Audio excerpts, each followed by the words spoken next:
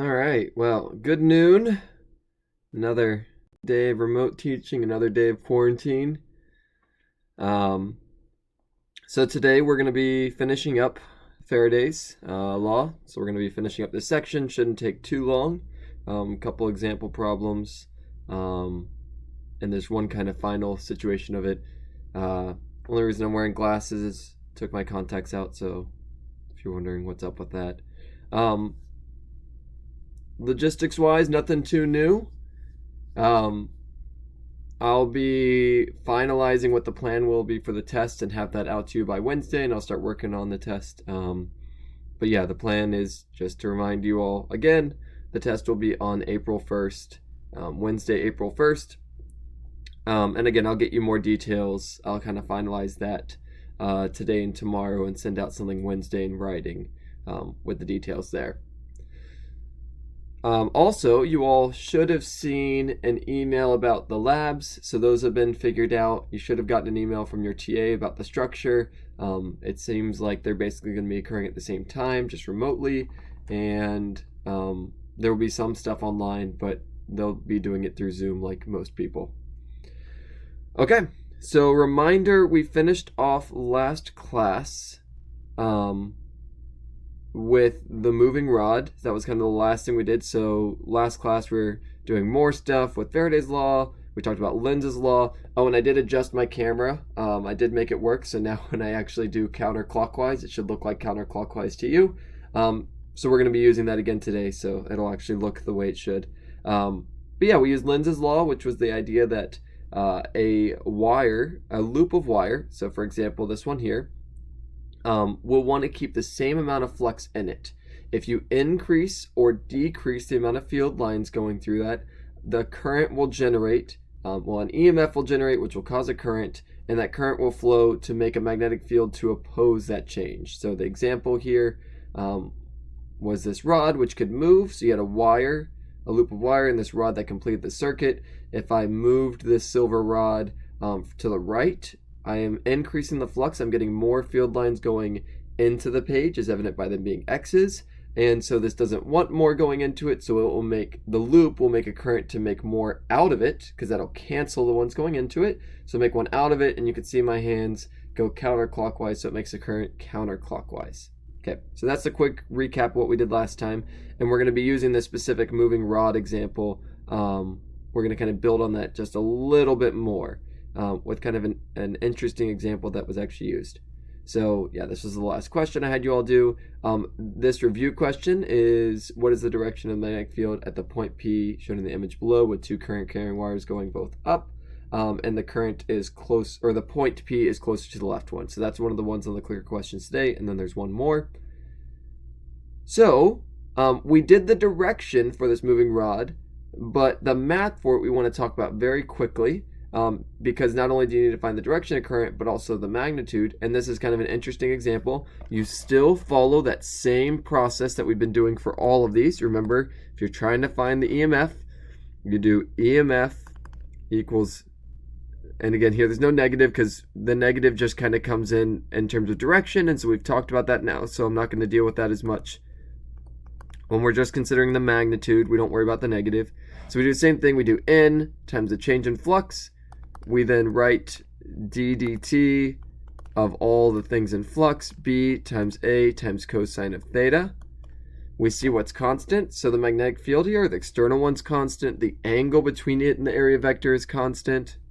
So you pull those out. So you get N times cosine of theta times B times d dt of the area. So we need to figure out how the area is changing.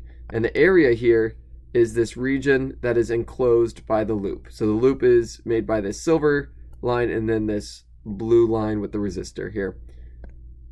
So what is the area of this loop? Well, it's going to be N times cosine theta. Well, actually, I'm just going to take the area piece out here. Area, it's just a rectangle, so it's just going to be X times L. You see here from our picture, we have L here on the right. That's the height of it, and X is the width. So then we break these down. Which of these are changing? Well, is the height changing? No. As I move this to the right, we can imagine moving this thing over here to the right.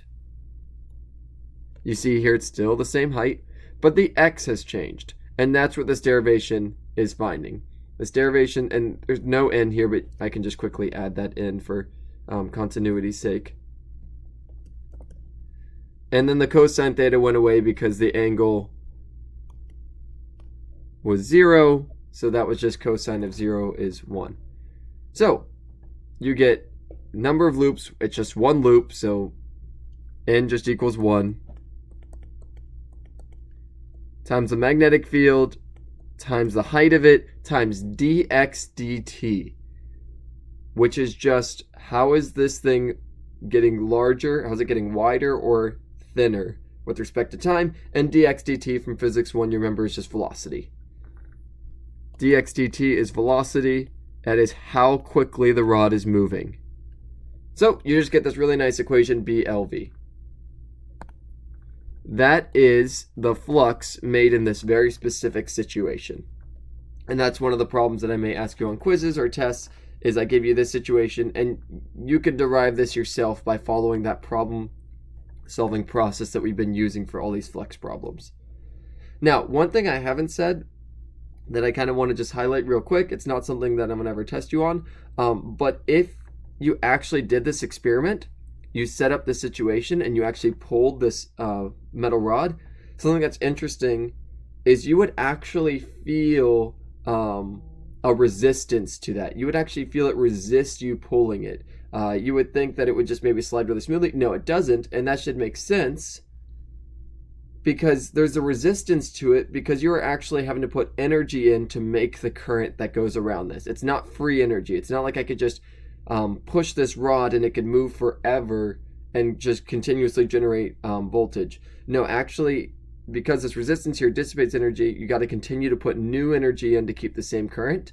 And so this system, if you did, for instance, just push this rod, it would actually slow down not just because of resistance and like not just because of friction, but because you actually lose energy with this current. And if it kept moving forever, that would mean you would just generate, it'd be free energy, which is not the case.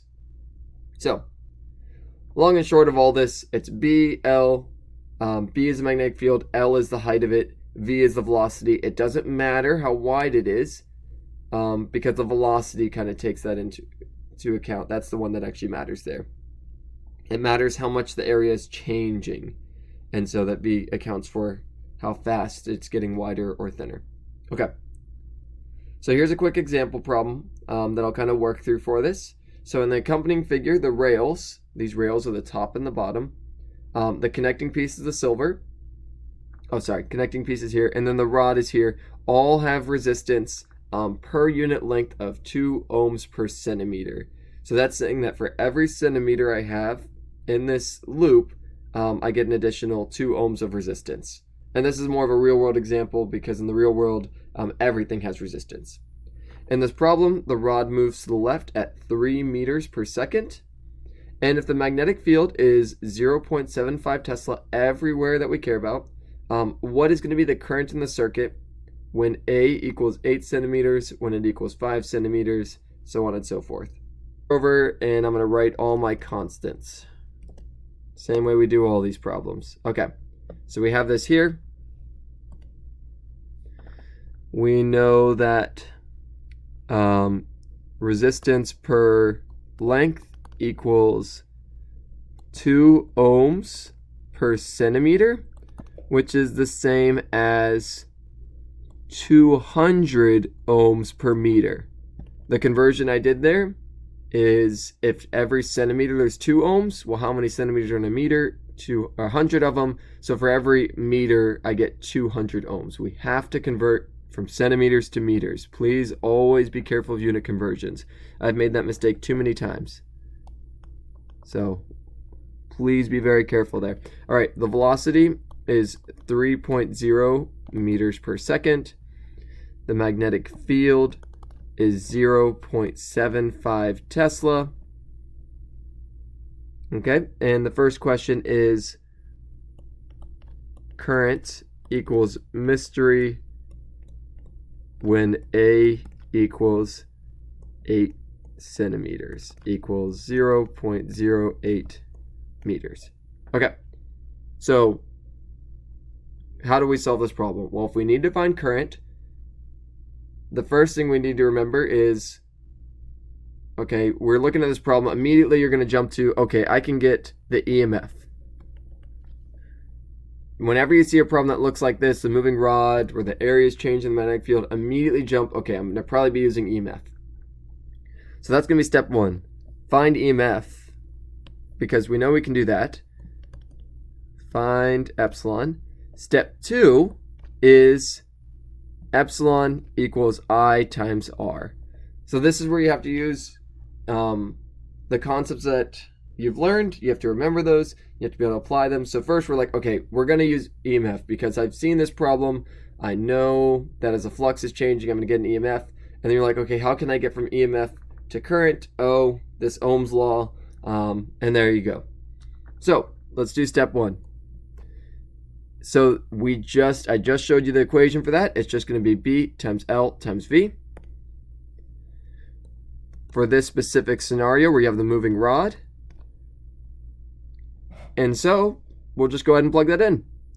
Well, actually, I'm just going to even leave this as the variable for now. So we have EMF equals this because I'm just going to plug in variables.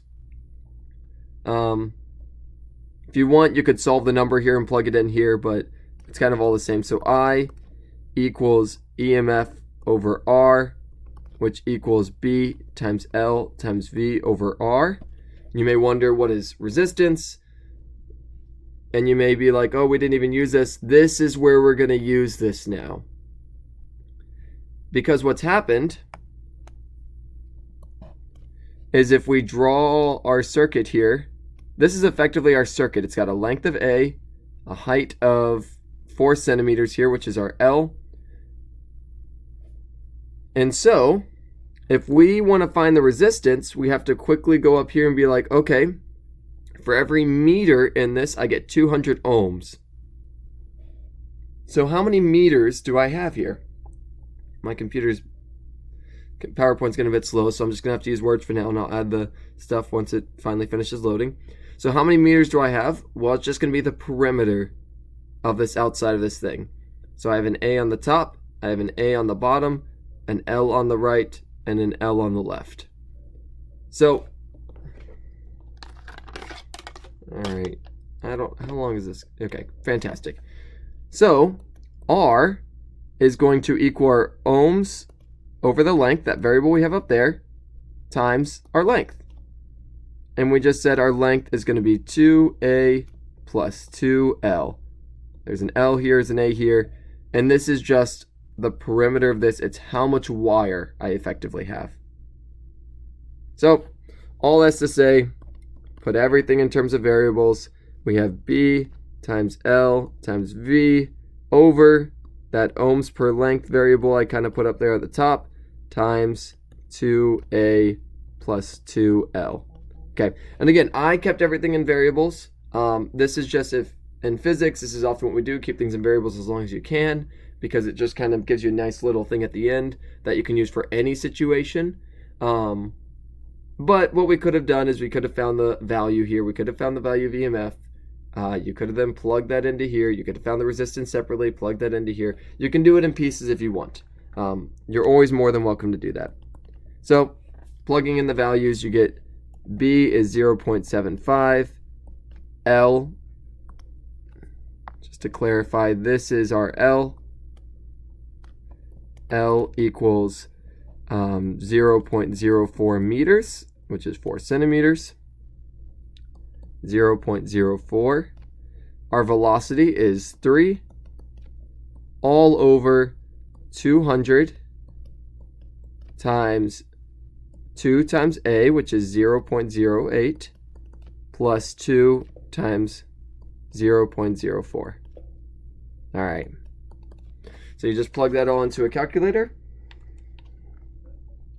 0.75 times 0.04 times 3 divided by 200 times 2 times 0.08 plus 2 times 0.04. All right. All this to say, we get a current of 1.875 times 10 to the minus 3 amps. And again, we can quickly check, does this answer make reasonable sense? Well, we only have one loop, so you're not going to get much voltage. But then the resistance isn't that high either. So we're not getting much voltage, so we shouldn't get much current, basically. So that's part A. Part B is the exact same thing. Well, and let's finish this up. We have to find the direction of the current flow. So let's make certain we do that. So that's our current. So as far as the math is done, we're good.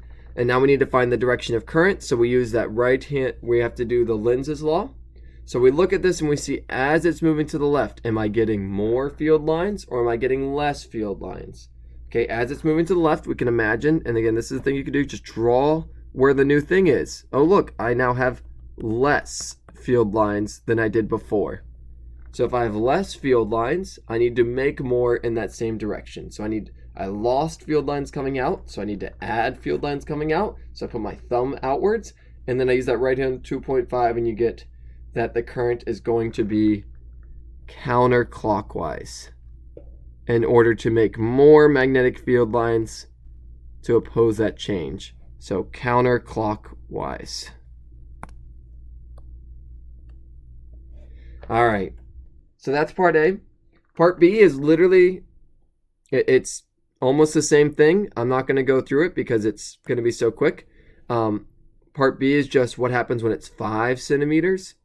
So the only difference is you plug in, instead of 0.08 here, you plug in 0.05, but the direction will actually be exactly the same for the same exact logic. When it's 5 centimeters, the velocity is still going to the left, and so you still need to make more. Okay. So what I want you all to spend the next kind of couple minutes on for our break, that was a lot of information, kind of spend some time looking at that if you'd like. We'll come back at like 11:50. But I'm going to leave you all with this problem. What would happen is if instead of being on a rod, so before we had that closed circuit, now we just have a moving rod through space. It's a conducting rod, and it's going to move through magnetic field. So it's basically like the same problem we just did, but it doesn't have, it's not a closed loop. There's no wires here that make it a closed loop. So what do you think is going to happen? And my hint to you is that there's charges inside the rod, and if the rod is moving, the charges are going to be moving. So I'll leave you all with that for a couple minutes, and then I'll come back. Feel free to take a break, go to the bathroom, do whatever you want to do. But we'll kind of continue talking about this in just a couple minutes.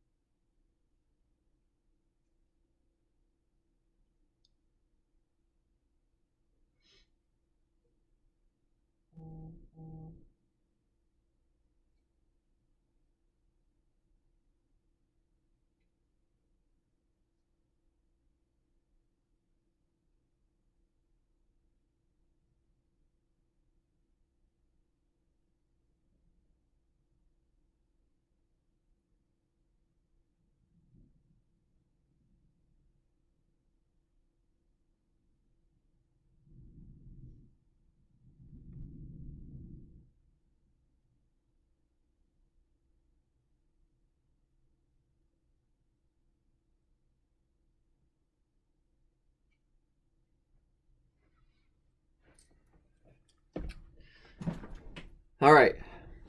So let's go ahead and think through this problem. Now your immediate reaction would be it's not a closed circuit, so charge isn't going to move. But this is where we actually have to remember some of our previous knowledge, which is inside of this thing is a bunch of electrons. Every material has electrons in it. Every material has protons in it. And so if this rod is moving, well, then these electrons are moving. And you remember, if you have moving charges in a magnetic field, what'll actually happen is they experience a force. So let's just look at one single electron that was moving in this magnetic field. This is where you have to go back. It's kind of a good review. Use right-hand rule number 1, where you can find the force on a moving charge by putting your fingers in the direction of it and curling them. Now, this is another good review. This is a negative charge, so you actually use your left hand. Use your left hand for negative charge. So right-hand rule number 1, use left hand for negative charge. Use right hand for positive charge, left hand for negative charge. So right hand rule number 1, you put your fingers in the direction of the velocity, and then you need to swing your fingers towards the magnetic field. Magnetic field's into the page, so we swing it towards that, and you get a force that's down. There's the force. So if the force is down for all these negative charges, what's going to happen? I'm just going to draw it over here. You get a bunch of negative charges built up here, and if I took negative charges from up here, you get a bunch of positive charges. We have separated charges, which means we actually have a EMF, a voltage difference between these. So even though it's not a closed circuit, you still get an EMF. The next slide is real quick. I'm not going to kind of stay on this. If it was an insulator, you actually still get an EMF. You don't get a separation of charges as much. They're not going to be as drastic moving. But remember, we get those dipoles where you'll actually get kind of that negative on the bottom and the positive on the top. Long and short, it doesn't really matter if this thing's a conductor or an insulator. You still get this EMF. And this is the more written explanation for it. So you have the rod moving, and you actually get the same exact derivation, the same exact equation that we did for a closed circuit, where it's based on how long the rod is. How much EMF do you generate is based on how long the rod is, how fast it's moving, and the magnetic field it's in. And then again, the assumption here is assuming the magnetic field and velocity are perpendicular, which is every problem I'm going to give you on this. So, interestingly, you don't even need a closed circuit to still get an EMF. You could literally have a rod moving through the air, and you get the separation of charge. Now, the part that makes this especially interesting is you may be like, what's the practical application? When are you going to have a rod flying through space? So I gave you a specific, this is the second clicker question. There's only 2 today, I believe, that I posted on there. However, I gave you all a couple extra participation points just to kind of make up for the lack of questions. But yeah, here's the example. What if I have a 20-kilometer long wire? That's a very long wire. And you have this wire moving perpendicular to the Earth's magnetic field at a velocity of 10 kilometers a second, which hopefully to all of you is very fast. What is the induced EMF? So this is the problem I gave you that you'll answer in the clicker question quiz. And this is actually an experiment that was done. I don't know when exactly it was done, but there's a video here which I'll have you all just view this kind of on your own time. I'm not going to, well, I'll open it now because there's some interesting things here. But I'll describe the experiment first. They actually had a tethered satellite, so they had the space shuttle. They sent a satellite. They connected the satellite by a giant wire. They actually had it traveling through the Earth's magnetic field. And this was a test to see, because they knew the physics. They knew the physics that we just covered. If you have a moving, and I said rod, but a rod it could be a wire. That's the same thing. And that generates a voltage. And they're like, oh, well, let's actually try to do this in space. There's no air resistance, so the wire is going to stay straight. And so they did the math, and you can get a lot of voltage. And yeah, they did the experiment, and it generated 3.5 kilovolts. And something interesting that actually happened is it generated so much current, which normally wouldn't be a huge deal, but unfortunately the wire broke due to the insulation broke, some air escaped, and this is actually enough voltage that it ionized the air, turning it into plasma, which gets really hot, and it actually melted the wire and broke it. So this will be kind of weird because we're watching a YouTube video in a YouTube video, but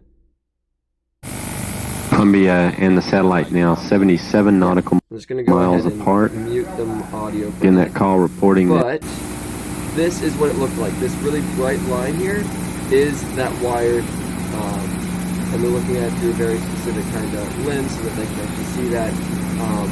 All these things are just little dust particles. This view showing. People actually thought these were UFOs, which is kind of a funny little thing. But yeah, it worked. I mean, temporarily, and then it broke, and then it failed.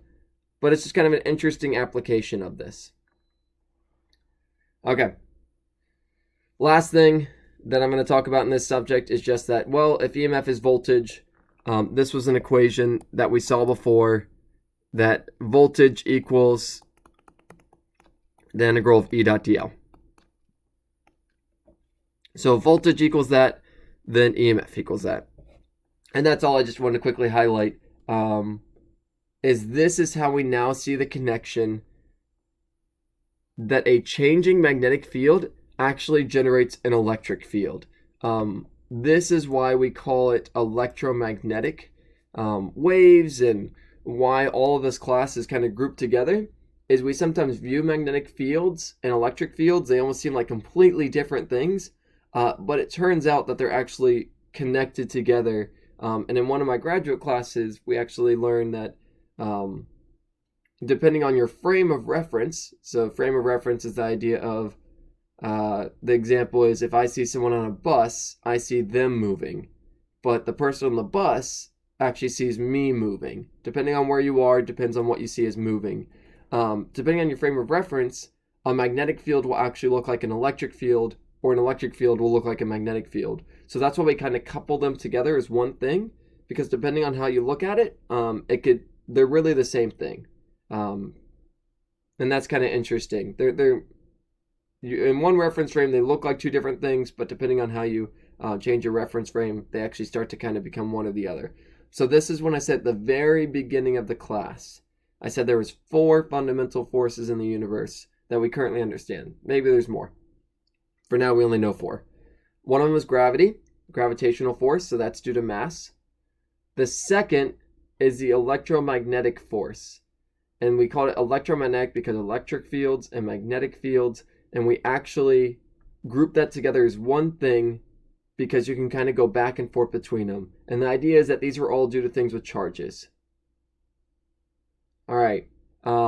And the last 2 is the strong force and the weak force, which we're not going to cover. But strong force holds the protons together in an atom. Weak force is the thing responsible for particles decaying into other particles, which is, again, something I haven't even ever gotten into more details in any of my classes. Okay, so this concludes Faraday's law. Basically, it could be summarized that if you have changing flux, a current will generate to oppose that change in flux. And then we use Lenz's law to find the direction of that. So that is another section done. And this, and I'll clarify this in our email, this section will be on our test next Wednesday.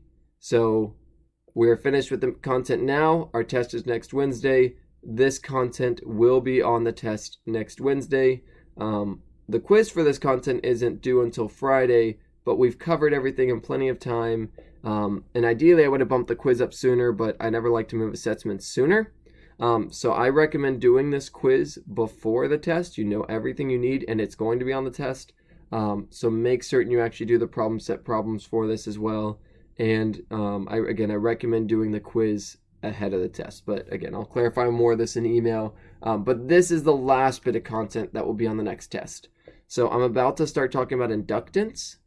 And inductance will not be on the upcoming test, but inductance will be on the final. And the things we're going to talk about in inductance are very strongly related to the things we just covered.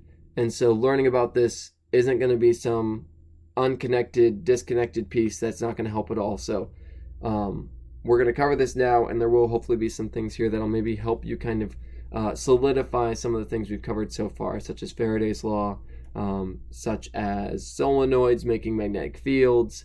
So, and we need to start covering it now so we can get through everything in the class. Okay. And you will be taking the exam on web. No, not on WebAssign. The exam will be in web courses. It'll be everything we do in this class is in web courses. Okay. So inductance and RL circuits. So what do we need? What do you need to remember from previous topics? You need to remember magnetic fields. You need to remember what makes magnetic fields, which is basically current. In our case, current and moving charges, but current is just a bunch of moving charges. Magnetic flux, which we just covered, and Faraday's law, which we just covered. So these are all the things we're going to kind of use together.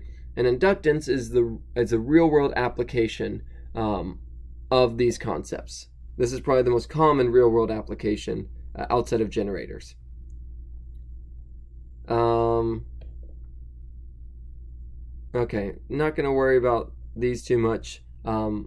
The last three are kind of the ones that are more important, but again, a lot of jargon there. But that's good to kind of help you highlight what's important when you come back. But this is what we're going to be, this is what the whole section is kind of centered on, is self-inductance. There's another type called mutual inductance. We're not going to worry about that in this course, just self-inductance. And what is self-inductance? Self-inductance is the property of a device.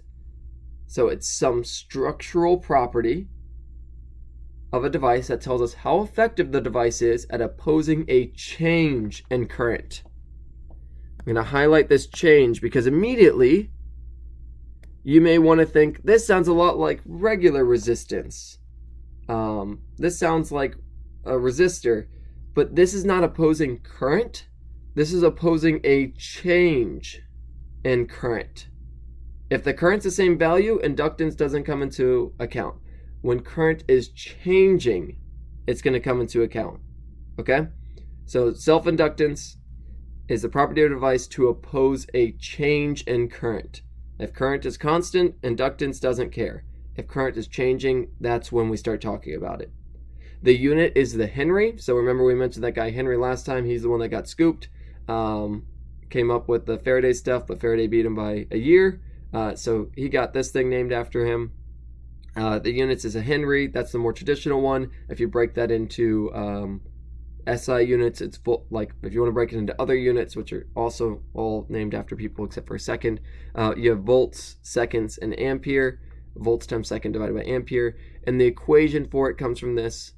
It's N times the flux equals L times I. This is where we're kind of getting this from. We say that the number of loops times the amount of flux going through is equal to this L, which is the inductance. I should have put that here. So L is the variable for inductance.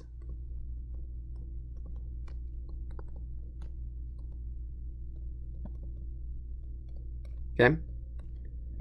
And so, using this definition, this idea that, the amount of flux going through is going to be based on some geometry times the current. Well, we know EMF equals the negative change in current with respect to T times L. And so we end up solving for it. And these are all just kind of definitions. So again, I skipped some steps here, but to clarify, EMF equals negative N d phi magnetic field dt. This is the one we've been using the whole time. So if EMF equals this, negative N d theta m dt, well, if we just take the time derivative of this side, that's how we get this equation. So then therefore EMF equals d dt of L times I. Because if the EMF equals the time derivative of the left side, EMF equals the time derivative of the right side. The negative time derivative of the right side. So EMF equals negative time derivative of the left side, EMF equals negative time derivative of the right side. So we do that, L is a constant. It does not change with time. This is a geometric thing. Just like, remember, the resistance of an object was a structural thing. It was based on how fat the wire is and how long the wire is. Remember, capacitance was a structural thing. It was based on how big the plates were and how far apart the plates were from each other. We're going to find that L, the inductance, is also a structural thing. And it tells you that the EMF that gets generated, that inductance is the amount of EMF you generate divided by the change in current with respect to time. If you generate, if the change in current is higher, you're going to get a smaller inductance for the same voltage. And it's going to be more clear. This page is maybe a bit confusing, but once we start to do some examples with this, it's going to be more clear. But this is the big thing I want you all to think about. So we're at time for today. But inductance is just going to be a structural property of a device that tells us how effective it is at opposing a change in current. In next class, I'm going to spend a little bit more time giving an example of what this means, and we'll do some example problems with it. But for now, it's something that's going to oppose a change in current. You make a device a certain way and it opposes a change. And this has some functional benefit. If we make a device that opposes a change in current, you can use this as almost like a control valve. You can use it to prevent high changes in current, or you can use it to let slow changes in current through. You can imagine how this could be potentially a useful device to let some stuff through and some stuff not through. Okay, so that concludes for today. I'm going to immediately go ahead and set up the lecture for the clicker questions from last class. So that finishes it for today, though. So the clicker questions, that stream will get posted in the Pages tab. Just to remind you all, if you go ahead and go to the Pages tab, in just a few seconds you will find a link to the clicker questions one if you want to join me for that. If not, it'll be available to review in your free time. But that will be in the 320 lecture question. All right, well, have a great day. Unless I see you in the next one, then I'll say great day again and you'll get 2 great days. All right, bye.